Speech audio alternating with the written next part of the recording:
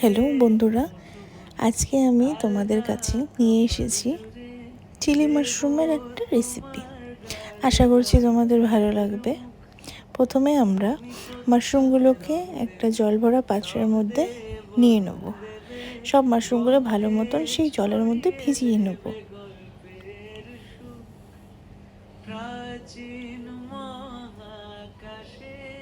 মাশরুমগুলো সব ভিজিয়ে নেবার পর সেই পাত্রটিকে গ্যাসে অল্প গরম করে নেব, কারণ গরম করলে সেই মাশরুমের ভেতরে যে ময়লাগুলো আছে সেগুলো বের হয়ে যাবে আর মাশরুমটা হালকা সফট হয়ে যাবে। বেশি সফট করব না, কারণ বেশি সফট হলে ভালো লাগবে না। হালকা সফট করব আর যাতে ময়লাগুলো বের হয়ে যায়। তারপর ময়লাগুলো বের হওয়ার পর পরিষ্কার করে সাইডে রেখে দেবো। তাতে একটু কর্নফ্লাওয়ার দিয়ে দেব, যাতে মাশরুমগুলো ভালো মতন কোটিং হয়ে যায়। যতটা পরিমাণে দেব, যদি কর্নফ্লাওয়ারে কোটিং না হয় তাহলে তোমরা কিছুটা ময়দা ইউজ করতে পারো কোটিংয়ের জন্য, যাতে মাশরুমগুলো ভালোভাবে কোটিং হয়ে যায়।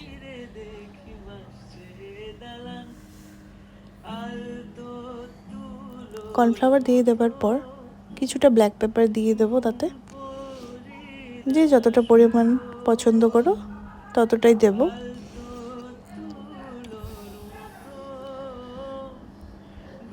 তাতে স্বাদ মতো নুন দিয়ে দেব। নুন যে যতটুকু খাও ততটুকু পরিমাণেই দেবে। মনে রাখবে বেশি নুন দেবে না, কারণ এরপরে যে সসগুলো ইউজ করব তাতেও নুন থাকবে, তো বেশি নুন হয়ে গেলে ভালো লাগবে না।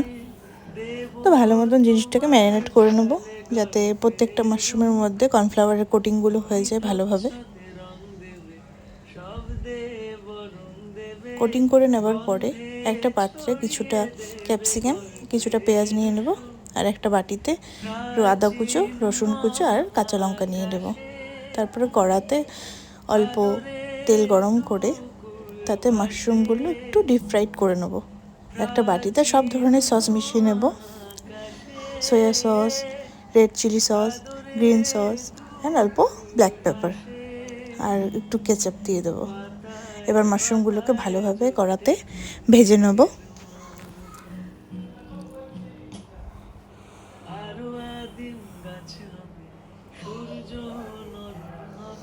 ভালো মতন মাশরুমগুলোকে ভেজে নেব। অল্প ভেজে নেবার পরে সেই কড়াতে আদা কুচো, লঙ্কা কুচো আর রসুন কুচো দিয়ে দেবো। এগুলোকে হালকা ভাজবো, বেশি ভাজবো না, যাতে ফ্লেভারটা নষ্ট হয়ে না যায়। হালকা ভেজে নেব। তাতে ক্যাপসিকাম আর পেঁয়াজগুলো দিয়ে দেবো।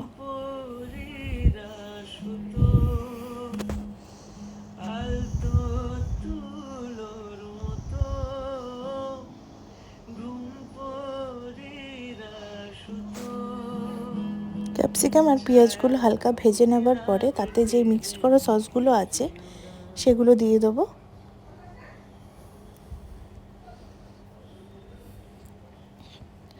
সেই সসগুলো দেওয়ার পরে মাশরুমগুলো আবার দিয়ে দেবো তাতে। তারপর ভালো মতন মিক্স করে নেব।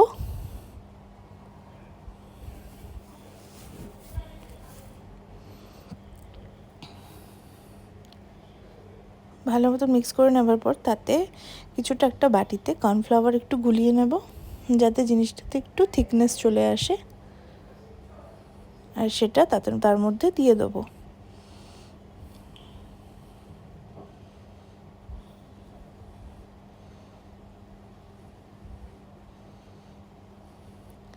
এই মিক্সটা দেওয়ার পরে লাস্টে কিছুটা ধনেপাতা ছড়িয়ে দেবো।